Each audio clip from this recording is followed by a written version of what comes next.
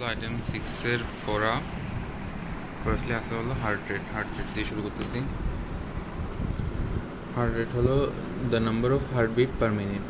Number of heartbeat per minute is called heart rate. ঠিক আছে,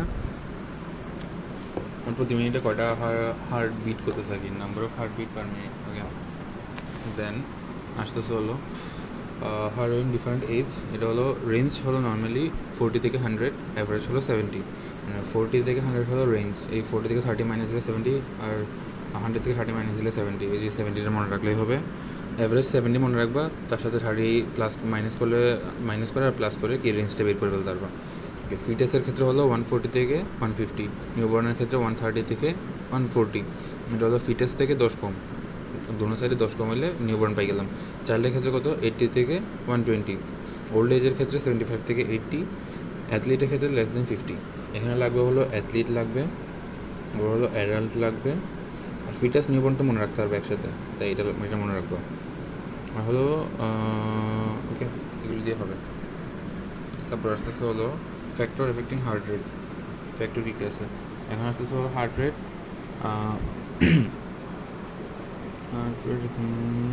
heart rate বাড়াবে কারা, হার্ট রেট কমাবে কারা? হার্ট রেট বাড়বে কী দিয়ে দেখো, কয়েকটা জিনিস। এটা হলো ইন্সপিরেশন, এক্সাইটমেন্ট, অ্যাঙ্গার, তারপর হলো কি পেইন, তারপর হলো কি hypoxia, exercise, thyroid hormone, fever, এগুলো তো হার্ট রেট বাড়বে, এগুলো তো জানো। এখানে যা যা মনে রাখতে হবে, এটা হলো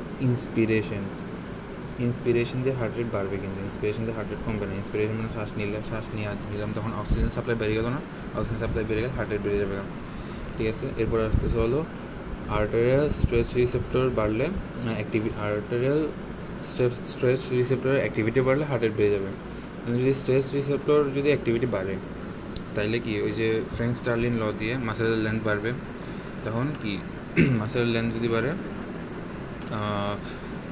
তখন কি হ্যান্ড ডায়াস্টোলিক ভলিউম বাড়বে, তখন ভেনাস রিটার্ন বাড়বে, কার্ডিয়াক আউটপুট বাড়বে, এবার হার্ট রেট বেড়ে যাবে। ঠিক আছে, cardiac output equal to heart rate into stroke volume. তাহলে হার্ট রেটের সাথে কার্ডিয়াক আউটপুটের সাথে প্রপোর্শনেট। তো কার্ডিয়াক আউটপুট যেগুলো বাড়বে ওগুলোতে হার্ট রেটও বাড়িয়ে যাবে। তাহলে আর্টেরিয়াল স্ট্রেস রিসেপ্টর যদি বাড়িয়ে যায়, অ্যাক্টিভিটি যদি বেড়ে যায়, তাহলে হার্ট রেট বেড়ে যাবে। আর হলো কি আর্টেরিয়াল ব্যারো রিসেপ্টর যদি অ্যাক্টিভিটি কমে যায়, তাহলে হার্ট রেট বাড়বে। এখানে ইম্পর্টেন্ট হলো এটা, কারণ এখানে এটা একমাত্র জিনিস যেটা কমলে হার্ট রেট বাড়ে, এটা ইম্পর্টেন্ট।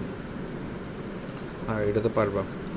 তারপর আসতে হার্ট রেট কমে কি দিয়ে, ইন্সপিরেশন যদি হার্ট রেট বাড়াই, তাহলে এক্সপিরেশন হার্ট রেট কমাবে। এক্সপিরেশনে অক্সিজেন বেড়ে গেছে কার্বন ডাইঅক্সাইড বেড়ে গেছে বডি থেকে, আর অক্সিজেন তো ইন্সপিরেশনে ঢুকবে, তো এখন অক্সিজেনও কম বডির মধ্যে, তাইলে হার্ট রেট কমে যাবে।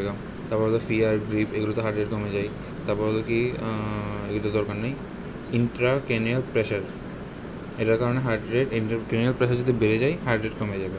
আর এদিকে পয়সা কি আর্টেরিয়াল ব্যারো রিসেপ্টর অ্যাক্টিভিটি বেড়ে গেলে যদি হার্ট রেট কমে, তাহলে রিসেপ্টর অ্যাক্টিভিটি কমে গেলে যদি হার্ট রেট বাড়ে, তাহলে রিসেপ্টর অ্যাক্টিভিটি বেড়ে গেলে হার্ট রেট কমে যাবে, মানে উল্টাটা হবে।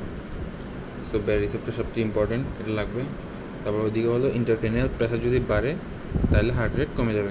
ওকে, এরপর আসতেছে হলো ইন্ট্রিনসিক হার্ট রেট কত 110 বিট পার মিনিট, ম্যাক্সিমাম হলো 180 বিট পার মিনিট। কার্ডিয়াক আউটপুটের মধ্যে বলছিলাম ম্যাক্সিমাম হার্ট রেটটা হলো 180 বিট পার মিনিট, এটা ইম্পর্টেন্ট লাগবে ম্যাক্সিমামটা। তারপর হলো কি ম্যাক্সিমাম হার্ট রেট হলো কার্ডিয়াক আউটপুট ইনক্রিজ যতটুকু পর্যন্ত কার্ডিয়াক আউটপুট বাড়তে থাকবে, যে হার্ট রেট পর্যন্ত কার্ডিয়াক আউটপুট বাড়তে থাকবে, ওটা হলো কি ম্যাক্সিমাম এফেক্টিভ হার্ট রেট। ওকে, গেল ওইটা। এরপর আসতেছে হলো রিফ্লেক্স কী আছে, 4টা আছে। Receptor reflex, chemo receptor reflex, আর হলো কি ব্রেইন ব্রিজ রিফ্লেক্স, আর হলো কুশিং রিফ্লেক্স। তার মধ্যে ব্রেইন ব্রিজটা হলো হার্ট রেট বাড়াবে, বাকি দুটোটা হলো হার্ট রেট কমাবে। ব্রেইন ব্রিজ হার্ট রেট বাড়াবে, বাকি তিনটে হার্ট রেট কমাবে। আর এখানের মধ্যে মেকানিজম আছে, দরকার নেই, এগুলো কোথাও আসে নাই, তো লাগবে না। এরপরে এখানে আর কি আছে, ব্র্যাডিকার্ডিয়া, টাহিকার্ডিয়া হলো ফার্স্ট হার্ট রেট, মানে হার্ট রেট 100-এর বেশি হয়ে গেলো, 100 বিট পার মিনিটের বেশি হলো। আর ব্র্যাডিকার্ডিয়া হার্ট রেট যদি 60 বিট পার মিনিট কমে যায়, তাহলে নর্মাল হার্ট রেটের রেঞ্জ কত, 60 থেকে 100 শিখবো। আমরা এখানে শিখছিলাম কত, 40 থেকে 100। এই 40 থেকে 100টা বলতে পারো, তবে 60 থেকে 100টা বলতে পারো। 60 থেকে 100টা আই গেস ওটা বেটার হয়। তারপর আসতেছে হলো ট্যাকিকার্ডিয়া কেন হবে? ফিজিওলজিক্যাল কিছু আছে, প্যাথোলজিক্যাল আছে।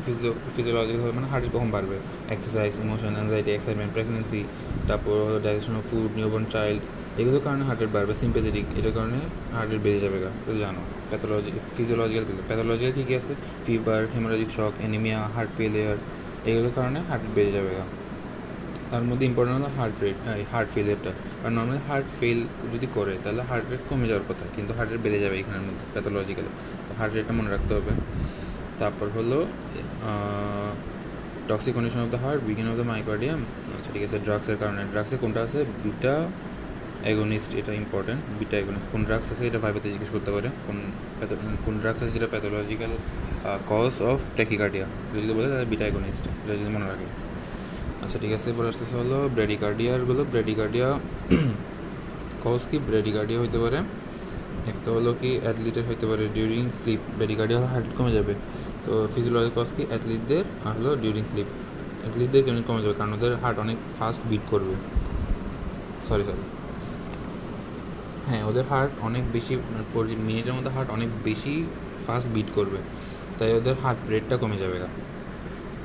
ঠিক আছে, এরপর আসতেছে মানে আচ্ছা এরপর আসতে প্যারাসিম্পেথিক। এখানে যেহেতু ট্যাকিকার্ডিয়া সিম্পেথেটিক, হার্ট রেট বাড়াই দিবে, তো প্যারাসিম্পেথিক কি? হার্ট রেট কমাই দিবে, রিল্যাক্স করবে। আর প্যাথোলজিক্যাল কজ কি?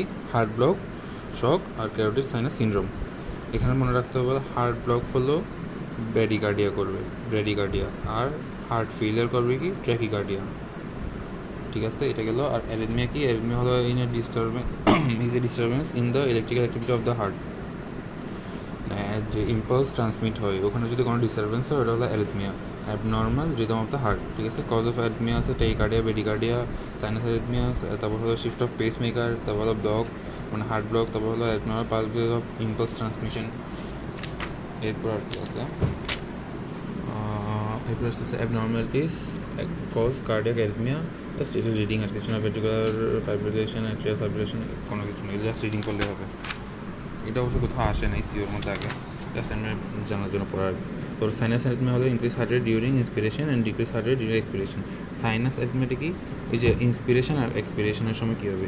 ইন্সপিরেশনের সময় বেড়ে যাবে আর এক্সপিরেশনের সময় কমে যাবে। শেষ, তাহলে শেষ হয়ে গেলো, হার্ট রেট শেষ।